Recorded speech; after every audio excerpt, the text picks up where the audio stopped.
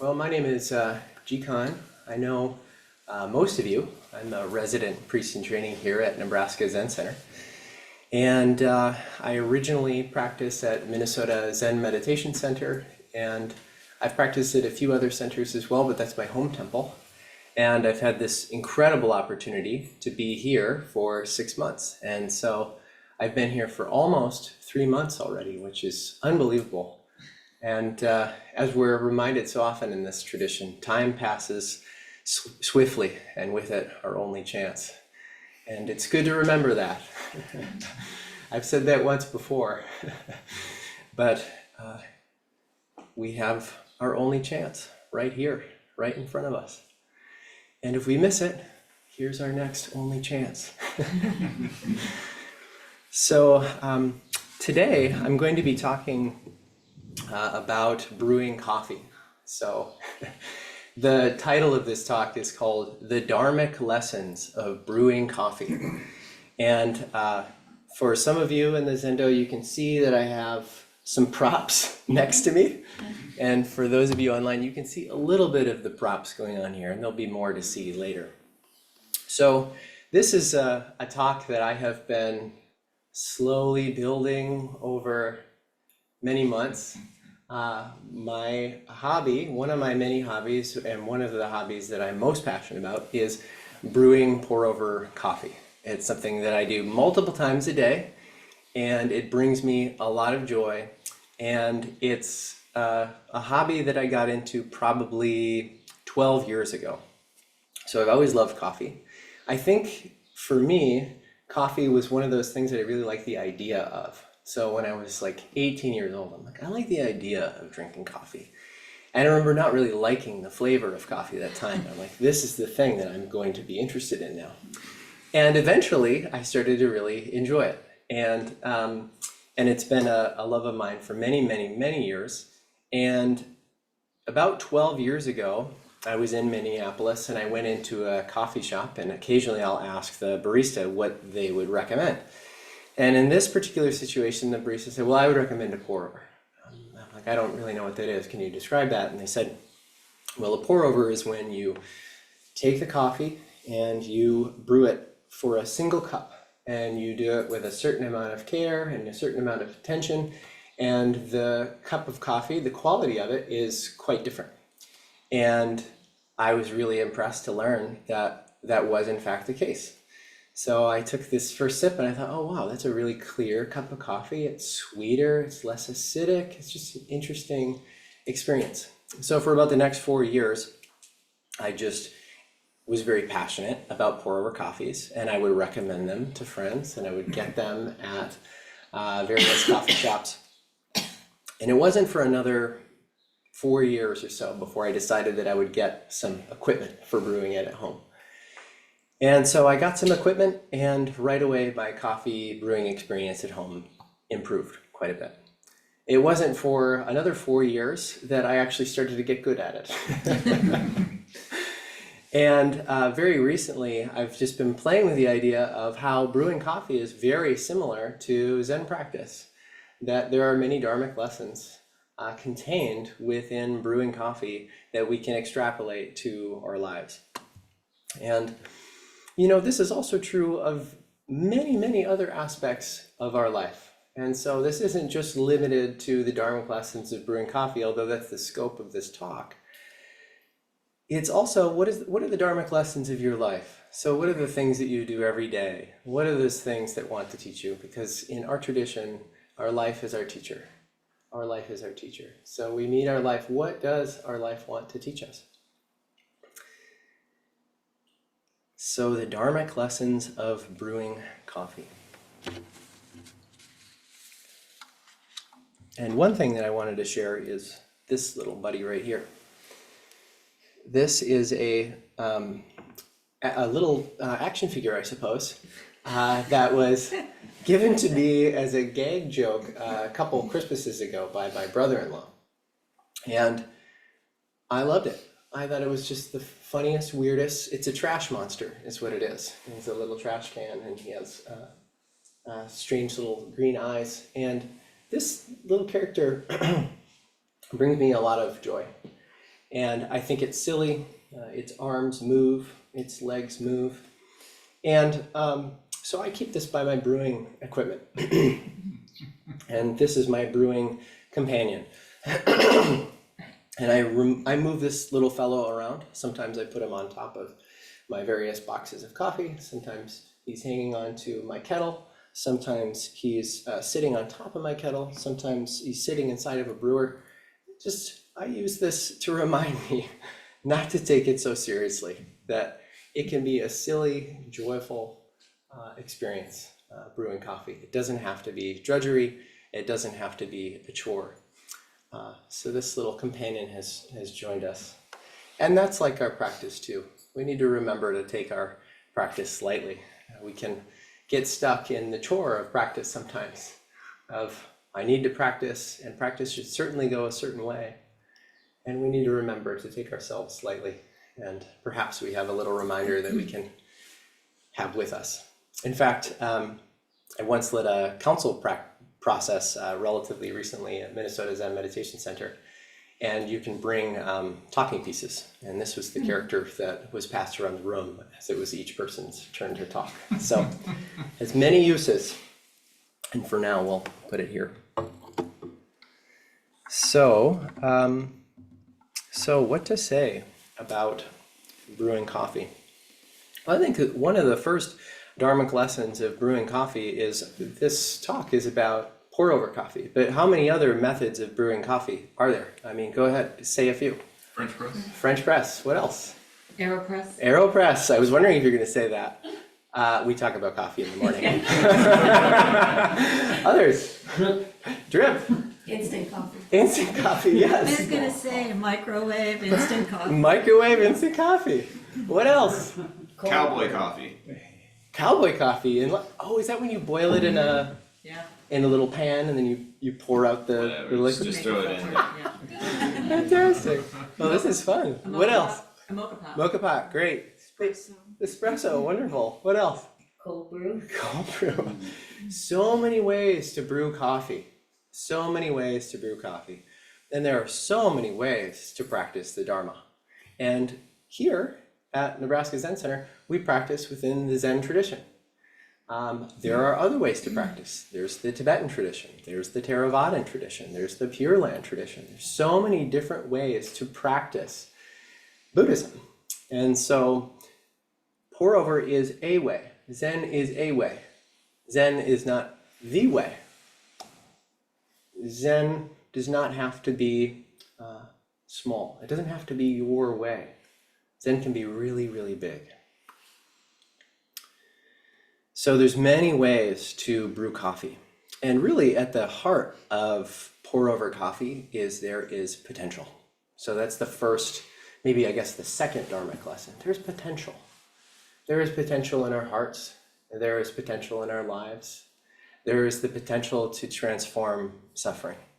There is the potential to live in a way that is incredibly beautiful. And sometimes when we hear the potential, something that can sometimes happen is we think, yes, so that means that it's not actually already so. But the beautiful part about Zen practice is the tradition, the teachings remind us over and over again that we're already whole, that we're already complete, that this possibility is already realized whether we know it or not. So in that sense, you're already drinking an incredible, delicious cup of coffee that is your life. So there is possibility, and it's both. It's both. And sometimes we need to learn, how do I relate to the cup of coffee that is my life? How do I learn to grind it just so? How do I learn to pour the water over it just so? What's the correct temperature here for this particular cup of coffee? Am I going to use more water or less water? Am I going to do it the same as yesterday or completely new today? So how do we brew the cup of coffee that is our life? So perhaps when we're sitting on the cushion, we investigate. We see what's going on and what needs to be seen and how do we relate to it? How do we breathe in a way that feels good? How do we hold our body in a way that feels good? When emotional challenges come up, how do we relate to those challenges? Not to pretend that they don't exist, not in an attempt to transcend them, to make them otherwise, to make you otherwise, but how do we engage with what arises? So there's possibility. When you start with a new bag of coffee, there is a process called dialing it in. Dialing it in. So you get a bag of coffee, and this has been roasted in a particular way. So sometimes it's roasted a little bit lighter, sometimes it's roasted a little bit darker. Sometimes it's from Ethiopia, sometimes it's from Colombia, and each of those beans have a totally different personality. So a bean from Ethiopia is going to create more fines. So more fines means that it creates more dusty particulates when it's ground. And so that means that you don't want to agitate the coffee too much with the water, otherwise you'll over extract it and it'll become bitter. And with a really light cup of coffee, you can be quite aggressive with your pour. You can really try to stir up the bed in order to get the best flavors to pull through. With a darker cup of coffee, with a darker bean, one needs to pour it very carefully, very slowly. Don't disturb the bed too much. You don't want too many bitter compounds to pull through. And you don't want to over extract the coffee. So when we sit on our cushions, really there's this period of dialing it in. What's going on right now? What do I know about my experience that's arising right now? And what sort of approach do I need in order to relate to this experience in a way that will allow the sweetness of my being to come forward?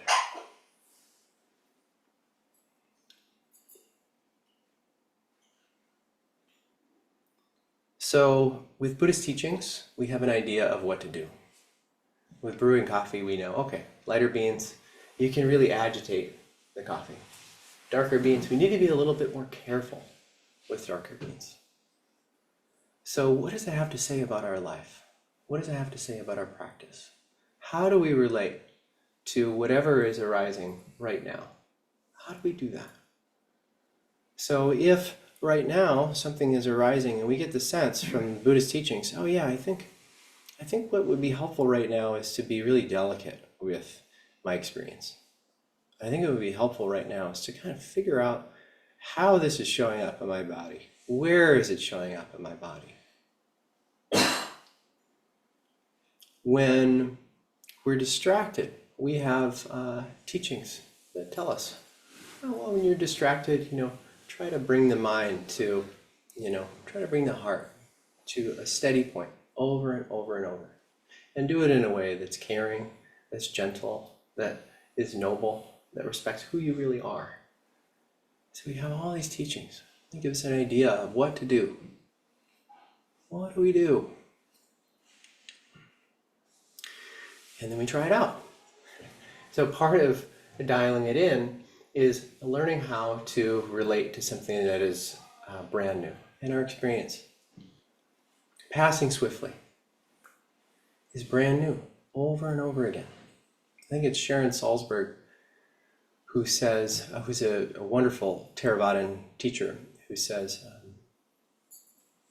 we get to start over. We get to start over, moment by moment, we get to start over.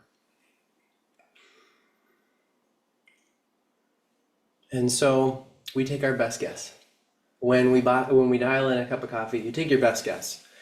So, for example, this particular bean from JBC Coffee Roasters is a relatively light bean.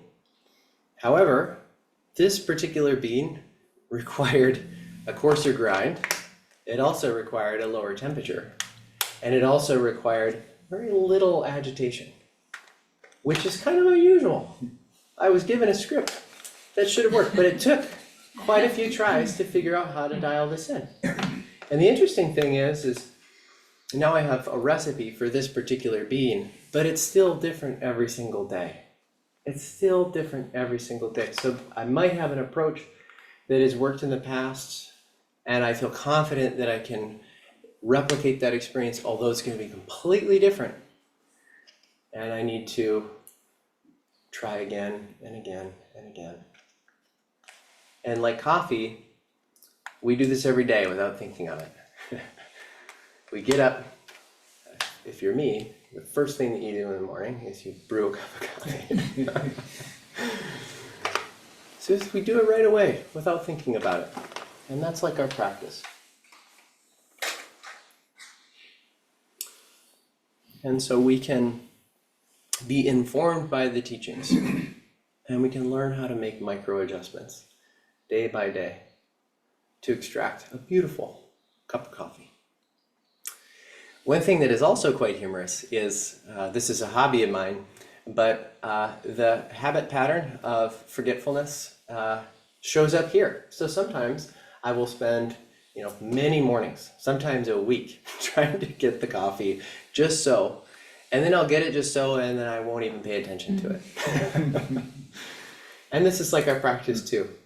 That sometimes, we work so hard to take care of our hearts, and then we forget that our heart is even there. So don't forget to enjoy the cup of coffee that's in your hands. Even the cup of coffee that's in your hands before it's brewed. Enjoy it.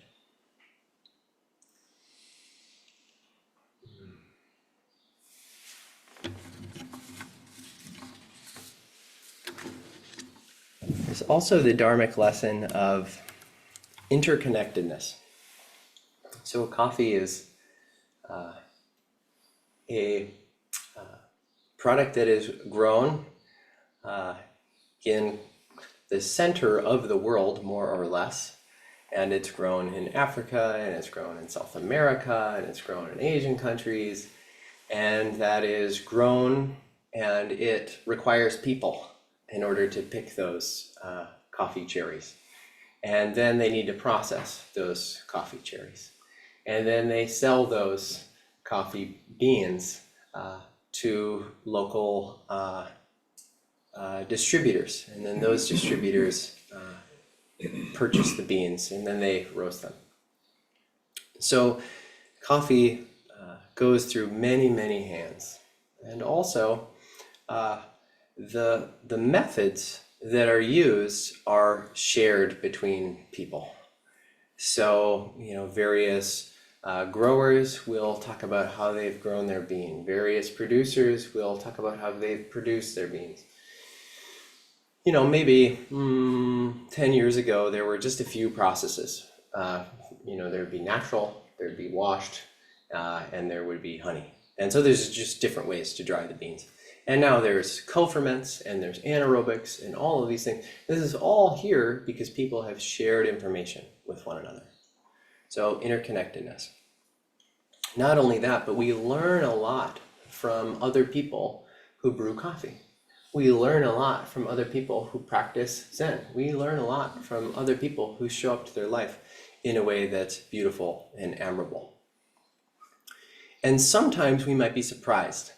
Recently, a Sangha member here gave me what is called third wave water to try, which are basically these minerals that you put into water to make the water taste better.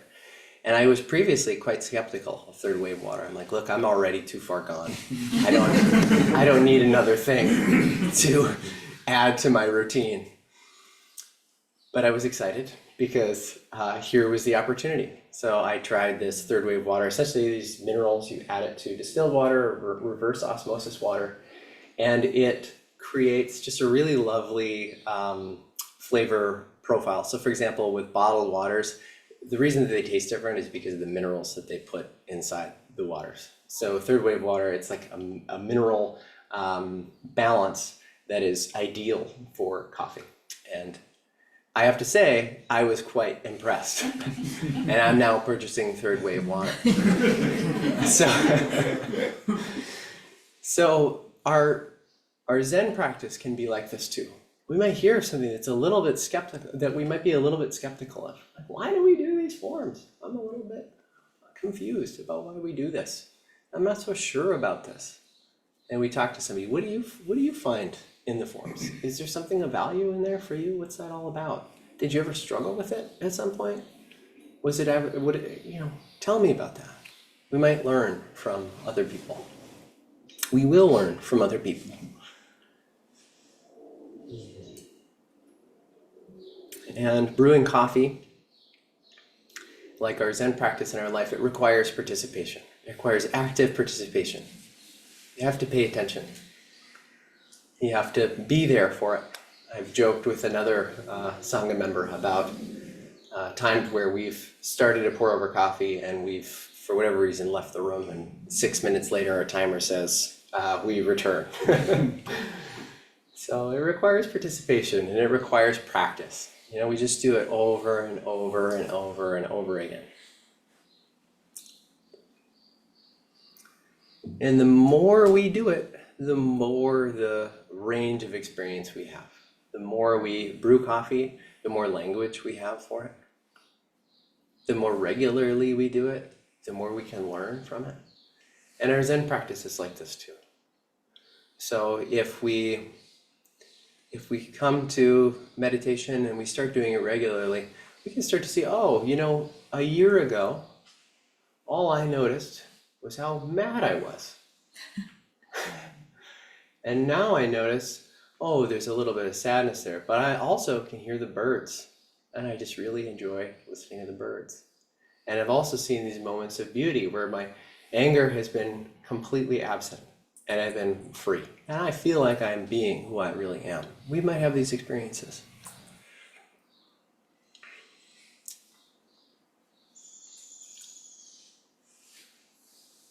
Brewing coffee, like our practice, is a sensory experience. In Buddhism, we talk about 6 senses. So our typical 5 senses: seeing, hearing, tasting, touching, smelling, and then the 6th sense, which is the mind. And all of these senses are going all the time. And in our Zen practice, we tune in to the felt sense, we tune into the heard sense, the seen sense, the smelled sense, incense on the altar. We pay attention to the sense of the mind telling us how the experience is. Sometimes it's helpful information. Sometimes we need to remind the mind, I'm not so sure that's quite the right view here. That's all our senses. We practice engaging those senses.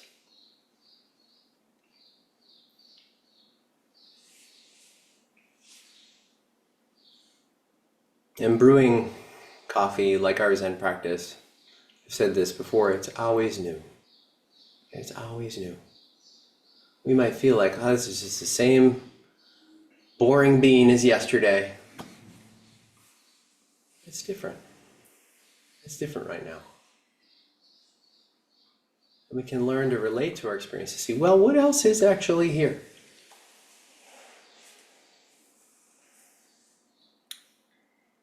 And a single experience can change what we think is possible. When I went into a coffee shop and I was given a pour over coffee, I didn't realize that coffee could be like that.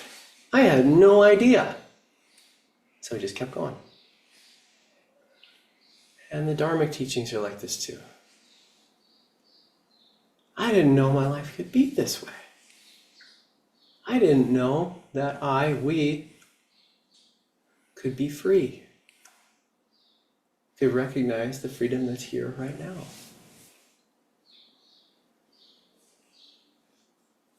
And perhaps you think, I'm not so sure I had that single experience. The teachings of the Dharma tell us that there is possibility. There's possibility for transformation, profound transformation. I'm hearing the voice of Ben Connolly, who is a teacher at Minnesota Zen Meditation Center. And occasionally he'll put his hands on his hips and he'll make some kind of declaration. And sometimes he'll say, how free do you want to be? How free do you want to be?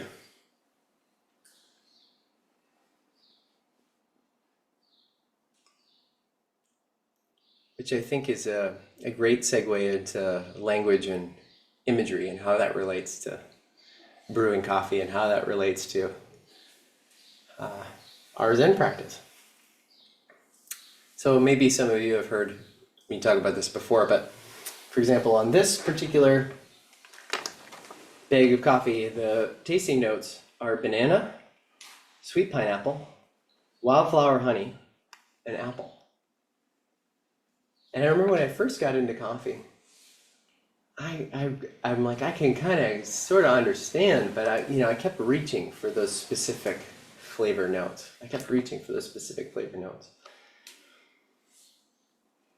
And it took a while for me to realize that these flavor notes are just to help us. They're a guide. How can we relate to the cup of coffee that is our life? So perhaps as we taste our cup of coffee and we are maybe searching for or curious about the note of banana and we don't find it, looking for that note of banana will likely show you something else. So it's not to check these boxes of the flavor notes that are here, but it's to ask, what is the experience that I'm having? What's coming forward for me? And what are the tasting notes that the Buddhas and ancestors and various teachers of the tradition have told us about our experience? And we can use those as a guide. So you're like, not so sure about that banana note, but looking for that banana note, I noticed that there's this really kind of sweet undertone. Looking for the notes of your experience as you're paying attention. What is this big mind that they're talking about? It must be something abstract. It must be something that is unattainable. Where is the big mind? That's right here. How do we start to tune into the big mind that's already here?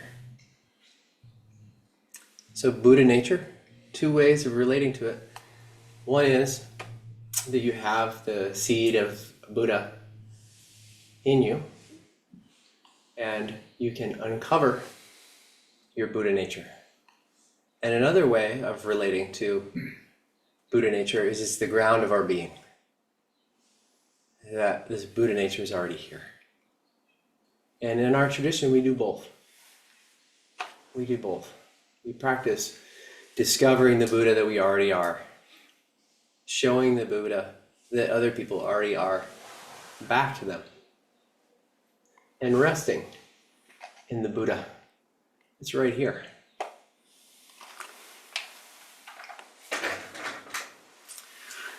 There was one time where I had a bag of coffee that the tasting notes were Dr. Pepper and Tootsie Roll. Dr. Pepper and Tootsie Roll. And this is a time where I was really looking for those notes. I was really just like, where is that Dr. Pepper? Where is that Tootsie Roll? And one day I was brewing my cup of coffee, and by this time I had completely given up on it. And I took a sip, and I was like, my God, there's Tootsie Roll and Dr. Pepper right there.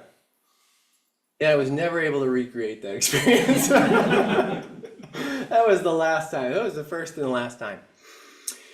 And how do we relate to our experience in a way using words that are meaningful to us? So for example, since that particular bag of coffee, one of the ways that I like to relate to my coffee beans is I like to choose candies and beverages from my childhood that I can tune into when I drink the various coffee. Oh, this kind of reminds me of grape, Big League Chew.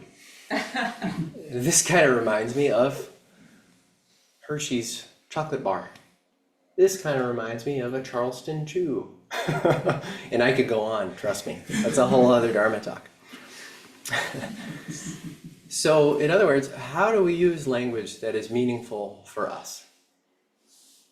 So I'm up here and I'm doing my best to provide language that's helpful. But What kind of language is helpful for you?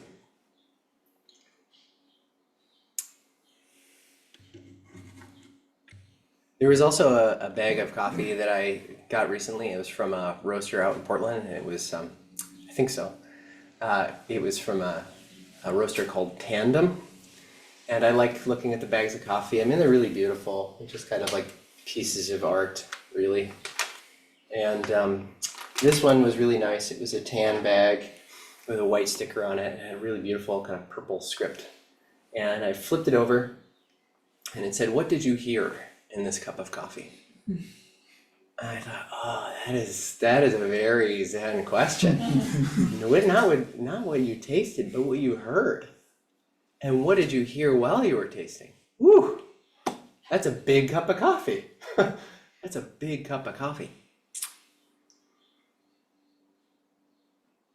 And also there's as it isness, the Dharmic lesson of as it isness. So no matter what, you're brewing coffee.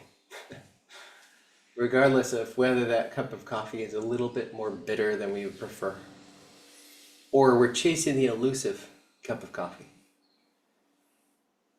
It's just this cup of coffee right here. It's this cup of coffee. And as we pointed out earlier, there's a range of interest. And so whatever your cup of coffee is, that's the cup of coffee to honor. Whatever your Zen practice is, that's the Zen practice to honor. So maybe you only like drinking coffee at diners. Maybe you only like practicing in the temple. That's great. Bring your cup of joe.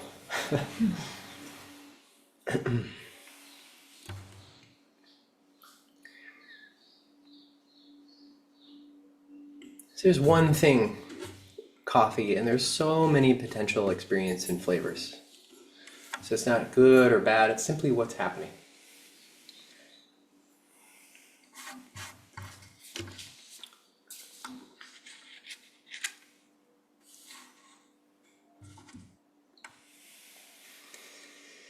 And like any hobby, sometimes brewing coffee can be challenging. Sometimes there can be periods where brewing coffee is going extremely well. And it's delightful. And it's predictable. And sometimes it can be really hard. Day after day, brewing our coffee. It's still brutal. Day after day. We take care of it. We spend time learning, talking to people, being honest about what's really going on. And some lessons take time. And sometimes those lessons can be the most impactful. It took me probably 4 to 5 years to learn that a good grinder is really a game changer. And it took me a long time to realize in my practice, with the flavor notes that were rising for me, that bringing in a sense of loving kindness, bringing in a sense of tenderness is really helpful in transforming this particular coffee bean into something that I want to drink. So, what's your grinder? What's your lesson? And just because you learned it once doesn't mean that it's done. You might accidentally pick up that crummy old grinder again. It's there! Ah. Oh, right. The thing I learned. Try that today.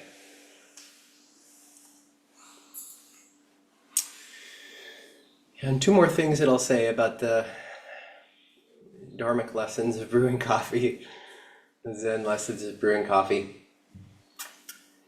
are, we're given a path. We're given strategies. So many strategies in this tradition. So many teachings. And some aspects are quite intuitive. and some aspects less so.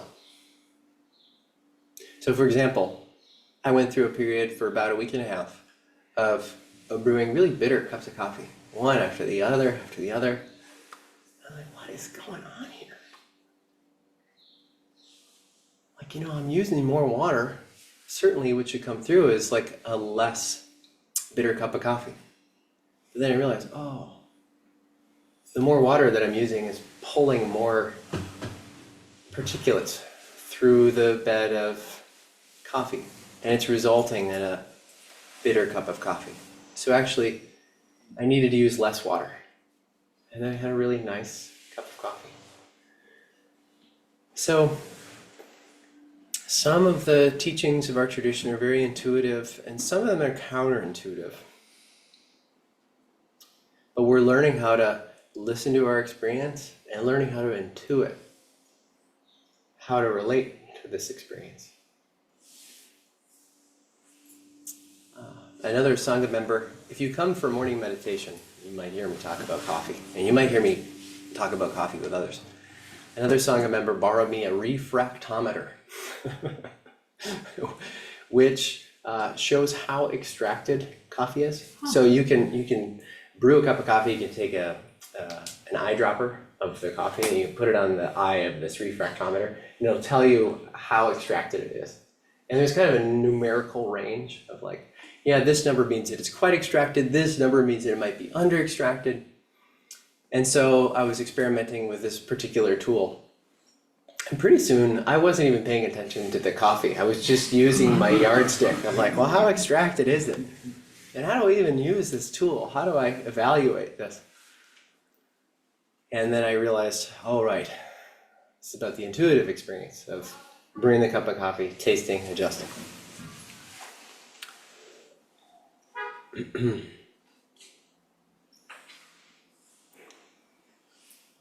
And then the last Dharmic lesson of brewing coffee is really about love. It's about enjoyment. It's about the simple pleasure of brewing coffee. So our Dharma practice, sometimes we can approach that. Our Zen practice, sometimes we can approach that we must do it so that I must do this. I gotta be disciplined. Or we can do it because we love it. We can do it because we love to practice. We love the possibility. We love being in community with each other. We love scrambling around for work practice. Okay, what are you doing? Oh, I don't want to bump into you as I go down the stairs. We can do it because we love it.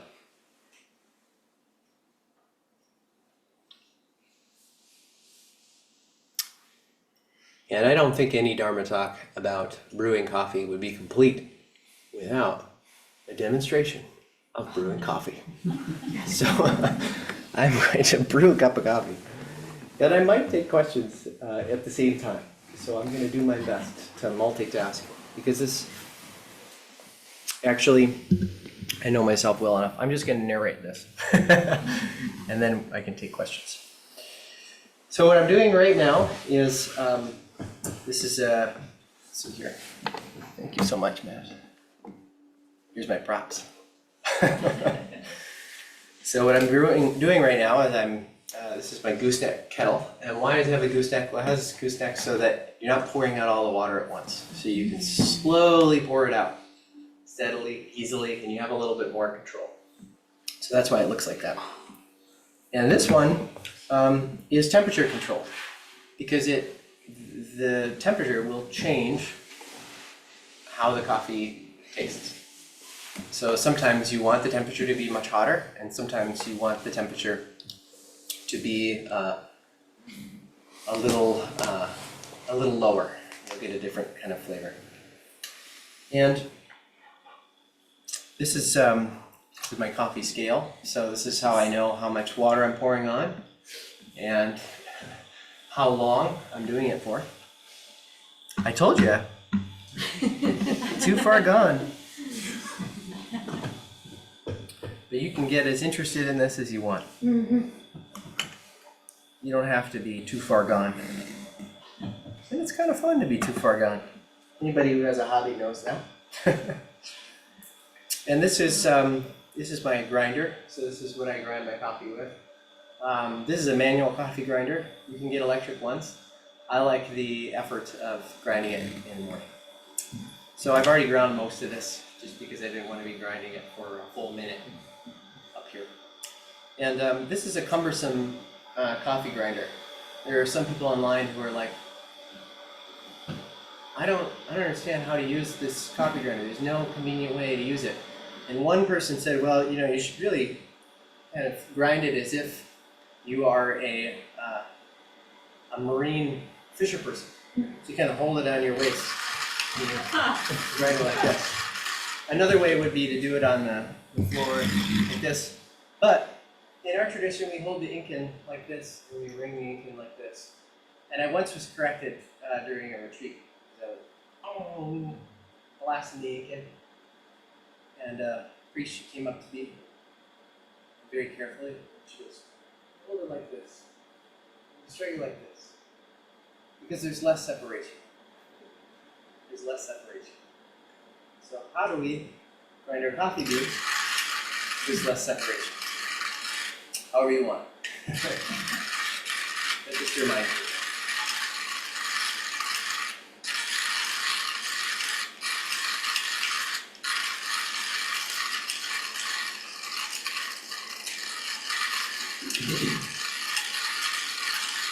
Which bean are you using right now? Yeah, which bean am I using? I'm using this bean from JBC Coffee Roasters, and personally, I find their graphics to not be so great, but they're consistently they're consistent, and that's the other thing too. We have preferences. It's good to be lighthearted about our preferences, but they consistently make just incredible coffee. They're based in Madison, Wisconsin. Huh? Yeah, great. Yeah, where's the bean from? So this is from Zambia. And this is washed, and there's 3 different varieties of coffee beans in here. There are Castillo, Catamore, 129, and F6. So there's many, many different varieties of coffee beans. And I'm brewing this at 205 degrees. I found that with this particular bean, 200 comes out a little flat, and 210 comes out a little bitter. So 205 seems to be pretty good for this one. And then the grounds come out in this little thing. What kind of filter? This as another thing that I went a little too far gone on. So this is called the brewer, and there's so many different kinds of brewers. This one is called the Hario V60, and it's a Japanese brewer, and this is a really common brewer. You'll see this in a lot of different places. And so I've had this for I've probably had it for about 8 years, and it's made out of ceramic. And I learned recently that the Hario filters, they clog a little bit, so you can buy these filters from a place called Cafec, and they're really thin filters, so it allows you to brew very fast, which is great because then you can have a little bit more control. If the filter clogs up, it slows the drawdown, which sometimes can be really delicious, and sometimes it can be less than ideal. It's a cotton filter. Just a paper filter. Paper filter. Yeah, just a paper filter. 1 or 2 filters. Just one. 2 filters is way to go. Well, that's where the AeroPress comes in, or is that just one? It's just one. It's just one. Okay. Jenny is an AeroPress fan. I call it the mind blower. Really, it'll change your life. Is there something special about that grinder versus other grinders? Yeah, so there's so many different kinds of grinders that you can get. This is a hand grinder that I really love. It has vertical burrs in it, and it's like really beautifully built. It's mostly aluminum, and so these burrs are like cafe machine grade burrs. And the review actually that sold me on this was there was a guy who I would imagine is probably from the East Coast based upon his sort of demeanor, and he's like, this coffee grinder, I hate it. It's clumsy to use. I don't like it at all. It wobbles, but I use it every day because it does such a good job. I'm sold. I'll take one of those. That was a pretty good review. So then you take the grounds, and there's a lot of different recipes too. So there's a lot of variation. And so the first thing that we do, it's called the bloom, and the bloom is. Can we get this down? Yeah, I think that's about it. Yeah, I can pull this back. Thank you so much. So the bloom is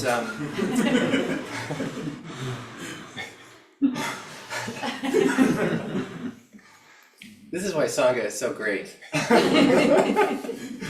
Can you go down just a little bit? Yeah, I'll move with you. Okay. Oh, okay. Yeah. Oh, wow. This is good. Wow. So the bloom releases the gas that's contained within the coffee beans, so then you can get more extracted. So you do a bloom, and I found that 45 seconds is good for this particular coffee. 30 seconds, not as much flavor comes through. More than a minute, and it starts to get a little bit more kind of bitter. So we'll brew. Oops, I better start my timer. I don't usually do this with an audience. So I'm just getting it up to 45 grams here. I'm at 27. And I got to 46.6. So pretty close. My goal is to get it to 45, and I've only done it once. Is your paper filter pre-wet or is it dry? It's wet. I pre-wet it. Yep. Why? So that when you do start brewing, it pulls through the coffee extractives readily, rather than kind of getting stuck in the dry filter as it gets wet. All right, so now I do the second pour. So I found with this cup of coffee, I'm agitating the bed of coffee. I found that at 1:30, that's when I slow my roll. And this really high pour, it's being kind of a bubbly sound, will not disturb the bed, believe it or not. There are people who have designed cameras inside of brewers, so you can see what is going on in there. And the bed is relatively still. So I got it to 240. And now I just give it a little wiggle, not too much of a wiggle. It's starting to smell really good. Good. That's Yeah. amazing, yeah. Good. No one used to do pour over coffee. Oh, really? It was nothing like this. Yeah, every year that passes, I'm like, this is nothing like it used to be. Yeah, I always get it in the cup so you can drink it. And then once it's pulled through in under 2 minutes, then I just remove this whole thing. And then you kind of swirl up the liquid just so that all the bitter components and the less bitter components swirl together. And you can smell it and pass it around a little bit. And What do you smell? yeah, what do you smell? What do you hear? Ooh.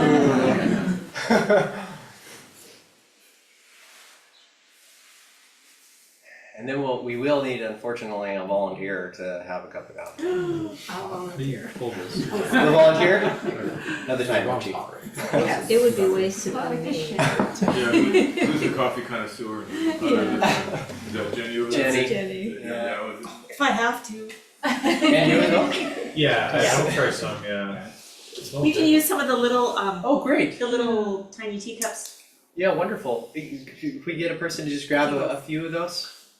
Yeah. That'd be great.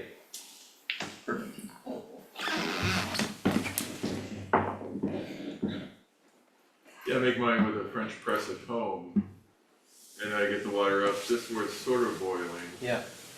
Pour it in there and then stir it and then smell it. Yeah. When it just stops being bitter, put the coffee in there. Put it halfway down.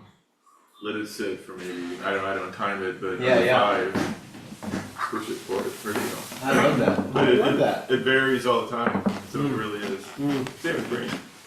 Same with green tea too. I noticed with green tea, you boil the kettle, you let it sit for 10 minutes, seriously, pour the first cup, you drink that, and then you don't reboil it, you pour it in for the second cup, same tea. Yeah. And the same tea for the second cup, suddenly there's all these floral hints, everything was super light chemicals that would normally even go all the way, but they're there with a kettle that has boiled probably 20 minutes ago. Yeah. And suddenly all those come out. Yeah, it's Oh, really amazing. Yeah. That's so great. It's cool, yeah. Yeah. It's chemistry. Right? It is chemistry, absolutely. Right.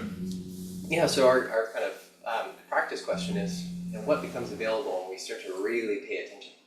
When we start to smell, oh, here I am, I'm stirring up my French press and I'm smelling it, and oh, there's a change in the smell, so now, so what happens to our spirits when we really start to pay attention?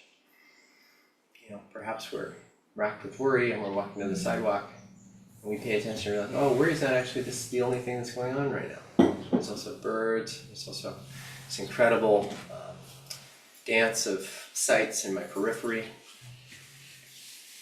There's also my breath moving. Okay, so we have some here, so we should just, I know we have one volunteer for sure, 2 volunteers for sure, and then Archie, you wanted to try too? It doesn't matter to me. Okay. So, I'll skip this one, Jikan, I have Yeah. plenty of coffee. okay, great. Wonderful.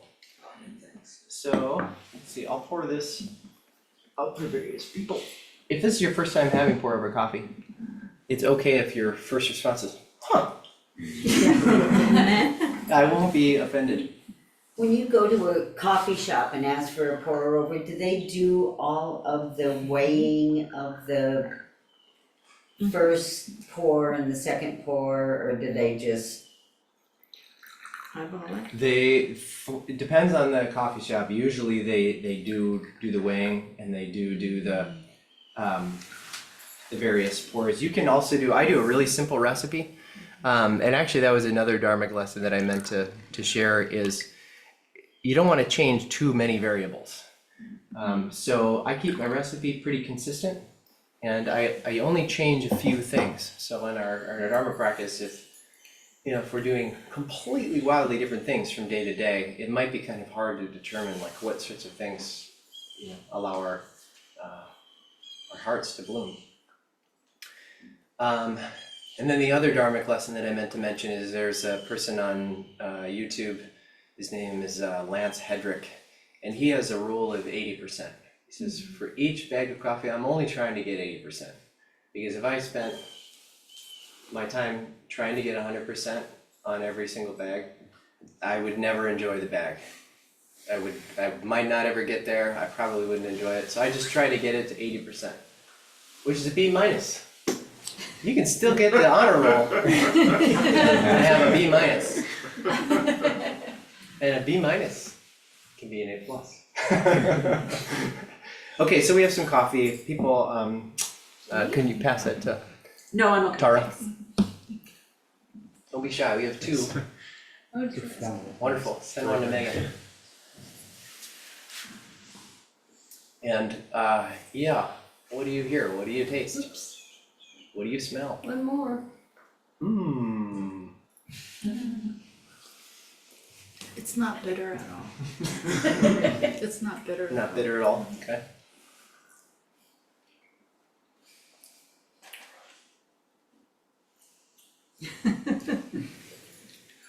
It is different. Could we have a Dharma talk on You need wine? Dr. Pepper.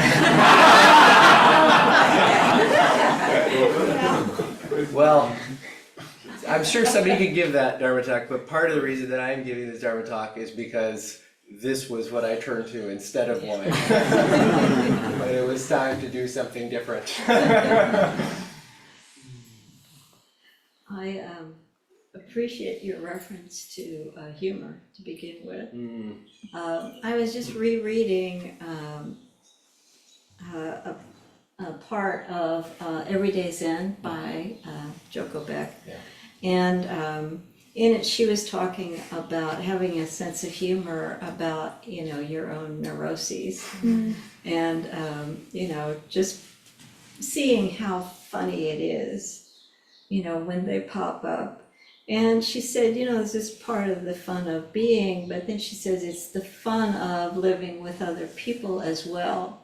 She said, they're all crazy, and so are we. Yes. And so it's really nice to add that sense of humor to practice and that sort of thing. Yeah, thank you for that. Yeah, I am a very forgetful person. In fact, sometimes I will run up the stairs at NZC, and by the time I get to the top of the stairs, I don't remember why I'm up there. That's how it starts. Good to know. Please keep an eye on me. But our Zen practice doesn't tell us that we need to become somebody else. Our Zen practice tells us that we're going to be who we are, which not in the cultural sense of like, well, this is just how I am. I'm kind of punishing and brutal to be around, so take it or leave it. But we are going to be who we are. So to appreciate with a sense of humor, like, I'm at the top of the stairs again, and I don't know why I am up here. Thank goodness I have a Zen practice. Thank goodness I have a journal to write down all of the various things I need to do. At work, people are like, wow, you're really organized. And I'm like, that's because who I really am is incredibly and wildly forgetful. So I have all these systems to help me. So, who are we? And how do we work with that? Our tradition tells us that we are huge beyond measure. We are existing within the big mind, the big heart of the Buddha and the Buddha ancestors. And we're also in form. So how do we marry those two without kicking one out? Others? I think it's hard to have that balance of being in the moment and remembering things. I think there's something good about forgetting things, Yeah. clearing your mind. I've thought about that in terms of our forms here in the Zen tradition. It's like we're kind of prescribed in like how to do things. And so at some point it just becomes habituated. Oh yes, I bow now. I don't have to remember, I just do it. And sometimes, we practice, for instance, when things become challenging inside, we practice loving kindness. And sometimes we have to remember to turn that on. And sometimes it turns on by itself. Oh. So, How do you know who you really are versus who you think you are? how do you know who you really are versus who you think you are? Yeah, let's see. Well, there's a few different ways to answer this, I would say. The first way that we'll talk about this is sort of kind of like a relative point of view. So how do you know who you really are? Well, constantly discovering who we really are. And there's certain things that we do where we can feel sort of a resonance of like, yeah, that felt authentic. That felt like who I really am. And sometimes we do things you're like, that didn't feel right with who I really am. So in kind of a relative way of viewing, it's sort of getting to know like, here, this feels true, this feels good, this feels harmonious, I feel upright in who I am, I feel like I'm being genuine, I feel like I'm being honest, and I'm showing up, and it doesn't matter how other people respond to it, this is a place that I can rest, this is a place that I can stay. And sometimes we realize, I'm kind of trying to be a certain way, and I'm feeling a little bit tight, and it doesn't feel so good, and so just kind of learning how to do that dance, And then from an absolute standpoint, like, who are you really? I mean, cannot be captured with just thinking or ideas. Who you are really is really just this wide open question. Who am I really? Who am I really? How's that? Just constant discovery is the answer, what you're saying. Yeah, yeah. Yeah, and doing it in a loving way. Yeah. I also think as you get older, who you thought you were, you realize, oh, I'm not that, and it's like you're just constantly rediscovering. It Yes. changes all the time. Yeah, well, that's another question, are you changing or you're just changing your perception? It's like a constant question, I guess. Yeah. Both, hopefully. Mm. Other thoughts? As I said, oddly enough, Zen has a lot of creativity to it. And it's not the kind of creativity that you would necessarily think. It's like I'm not really, drawing a painting or writing a poem, though those are certainly represented in the practice. But there's a lot of creativity in just how you're standing, how are you sitting, how are you walking, how are you presenting yourself, how are you looking at something, how did you put that stick of incense down? Did you put it on straight? Was it parallel to something else, or was it not? Were you paying attention? Were you paying attention, George? Or was your head someplace else? Why is that stick of incense on the floor, George? What happened, big eye? Creativity, everything's new. A lot of creativity. Yeah. What do you do with it? Oh, it's functioning. So, cup of coffee, that's creativity right there, right? Coffee. Right. Conversation. Folding cranes, Yeah. same fold, same sheet of paper, over and over and over and over and over. I folded cranes for an hour and a half last weekend. Oh, got some really fancy paper, by the way. You got me, playful cats, I'll put it in the bowl this week, people. Yeah, there's actually had Japanese print on the package, so it's like real Japanese. Yeah. But it's same sheet of paper, same fold, but each one comes out a little bit different. Each one has its own personality when you get down with it.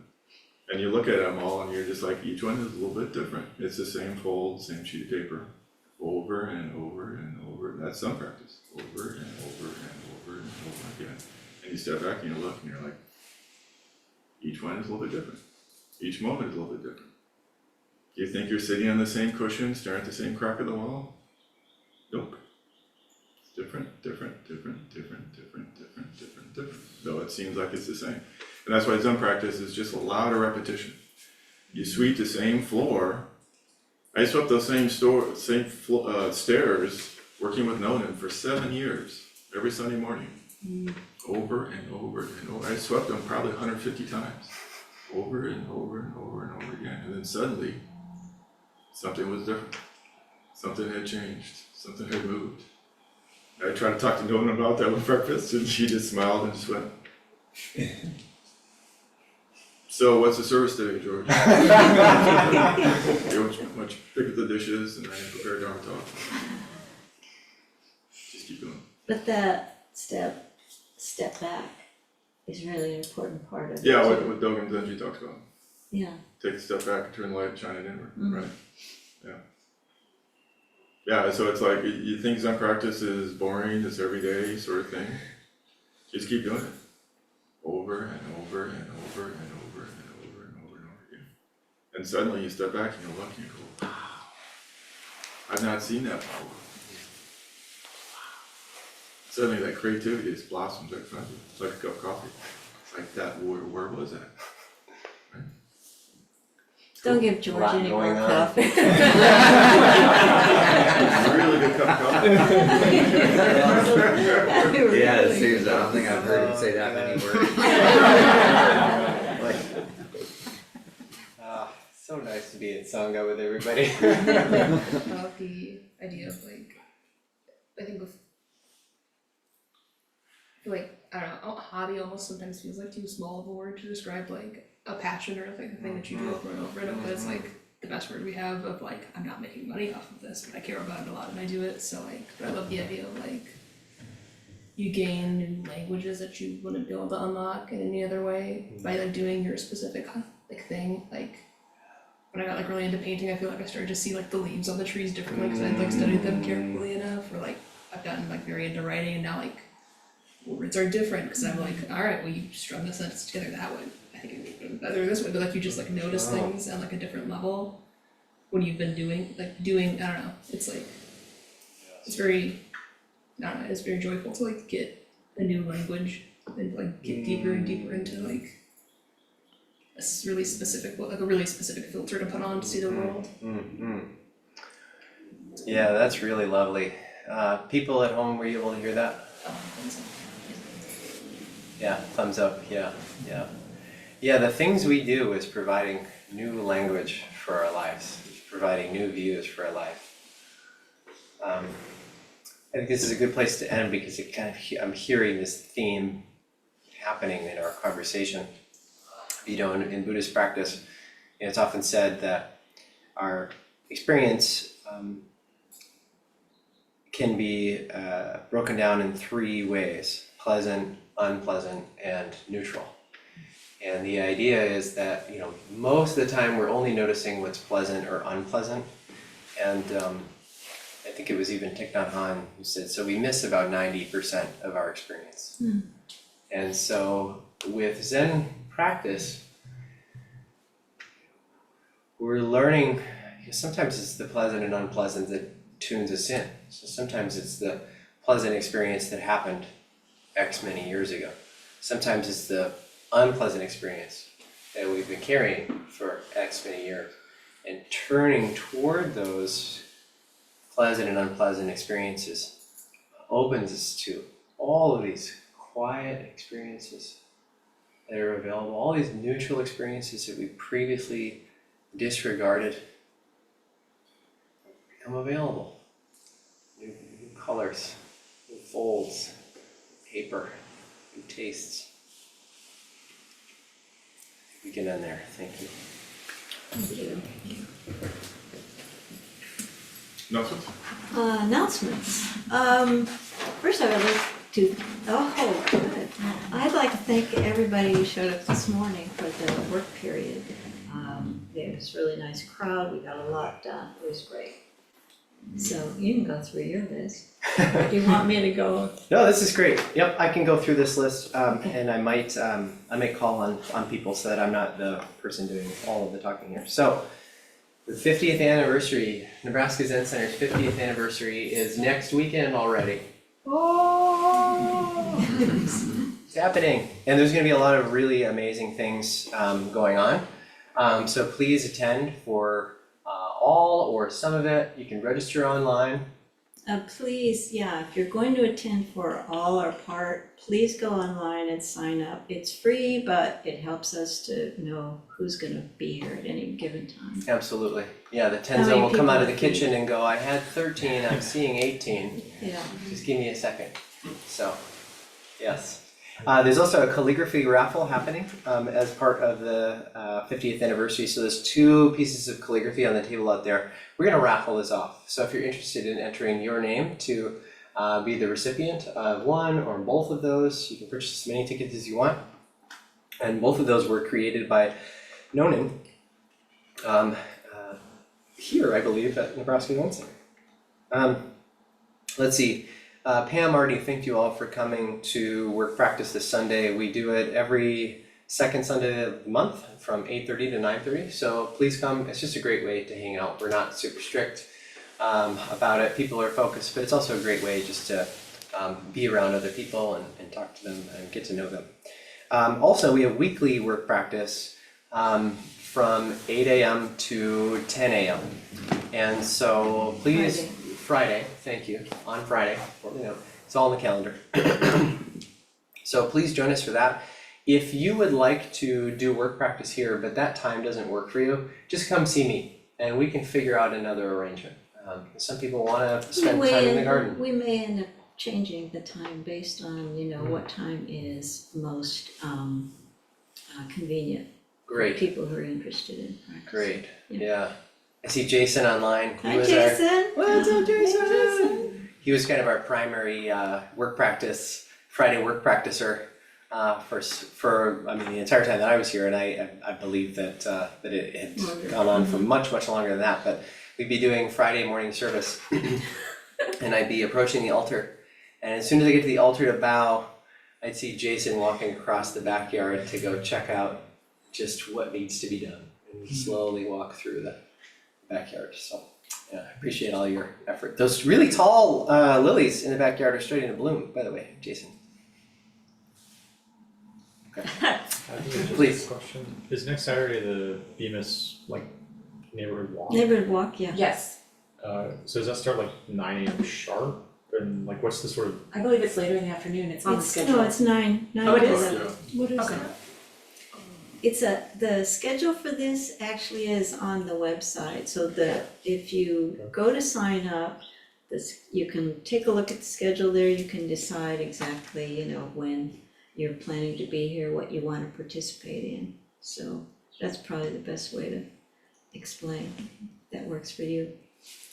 Were you expecting to come a little bit later or something? yeah, I mean, I guess, yeah, on the site, I think it just says like, starting at 9 and then question mark, question mark, question mark. So is it like kind of, is it like at 9, gonna walk around, at 10, neighborhood people talk about how cool the Zen Center is, at 11, we have lunch.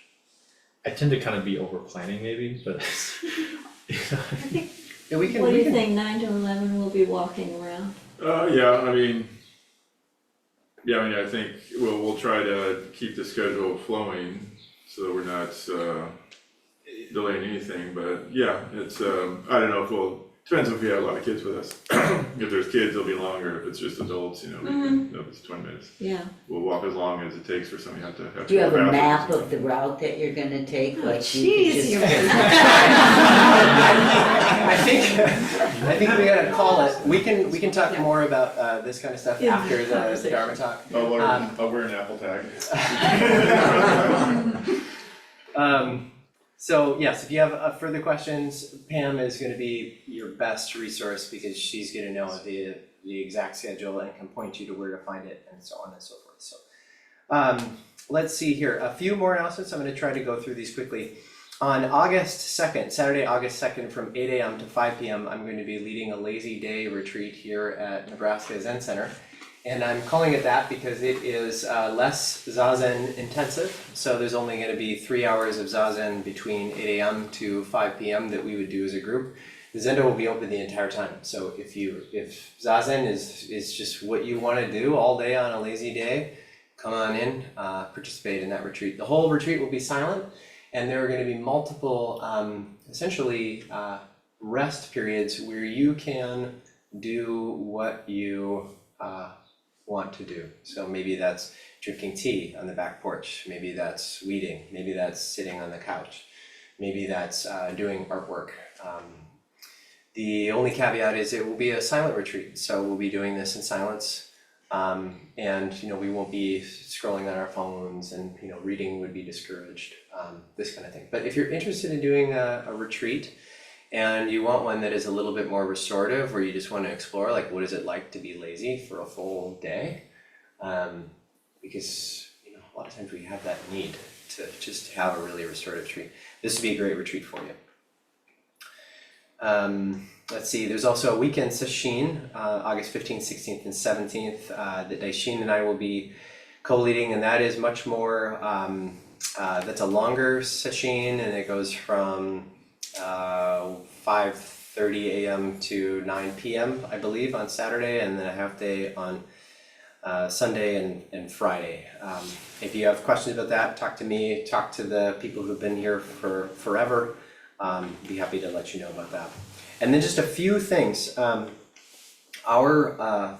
50th anniversary is approaching quickly, and there's always more to be done than we think there is to be done. So if you want to volunteer in any way, I'm just gonna put this piece of paper out there. Just please write your contact information on there for me, and I'll reach out to you and we can kind of coordinate what sorts of things need to be done and how to participate in that. And then two other notes are I am available for Dokusan or practice interviews. So if you're interested in meeting with me to talk about your practice, my teacher is encouraging me to do this and Daishin is encouraging me to do this. It's a great opportunity to just talk about your practice, talk about how things are going, and my job is to be as supportive as I'm able to be. So this would be about you. At my home temple, we do practice interviews regularly. And for me, this was big turning point in my practice to be able to present my heart, and another person just remained undefended and pointed you back to my own heart. So I'm available to talk to you about your practice. It can be really basic, it can be deep, it will be whatever it will be, but I'm available for that. So just, you can take my email address if you'd like to arrange that, and that will be throughout the time that I'm here. We'll just come up with the time that works for our schedules. And also, this is a personal thing. If you are uncomfortable when you sit in Zazen, if you're uncomfortable on your cushion, I want to help you feel more comfortable. So I would be happy to look at your posture with you and help you find a more ideal arrangement for your body. So maybe it's 2 cushions, maybe it's a cushion under the knee, maybe it's a chair, maybe it's a slight shift. It's just so important to be comfortable. So I really want to help people do that. And then maybe we can have one of the senior people provide a reminder about Dana, and that will be the end of our announcements. We are